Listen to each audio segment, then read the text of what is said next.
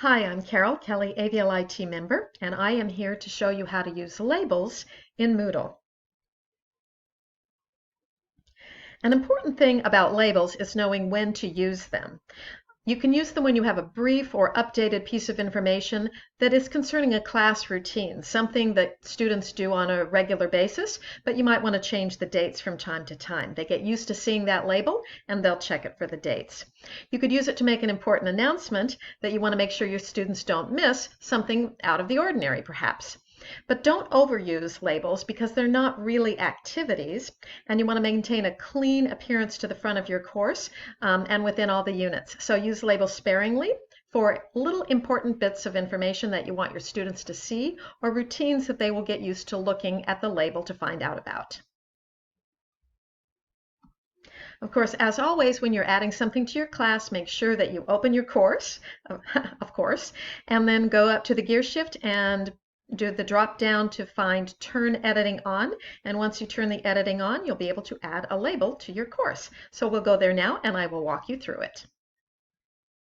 So here we are in one of the units of my course, and I have turned on the editor so I can add an activity or a resource, which is where you will want to click to add a label. So I'm going to click that.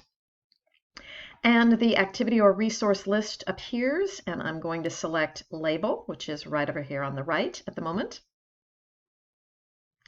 And up comes an opportunity to put into the label whatever I am hoping to announce to my students.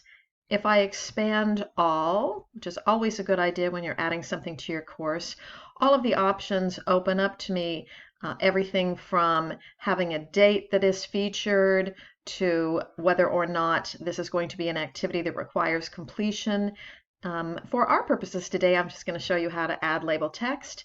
You'll notice here that you can add options in terms of fonts and placement. So as a routine, it's always helpful just to open this. And for now, I'm just going to say this label tells us what we need to offer this week in terms of schedule.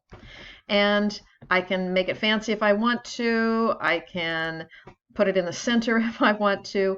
There's even options to add grids and charts, but for now we're going to go ahead and save it. I have it hidden from my students.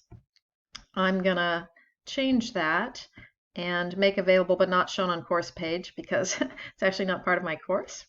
And then I'll go ahead and save it. There's no date for completion, so I can just save and return to course. And you will see that it appears available but not shown on course page right here. Now, if I wanted to edit this label, I wouldn't have to go back into the whole process. As long as my gear shift is telling me that I'm in editing mode, I can just open this here and I can edit it from here. I can either edit the settings, it'll take me right back into that page I just showed you. I can move it to the right to make my page look configured in such a manner as I wish.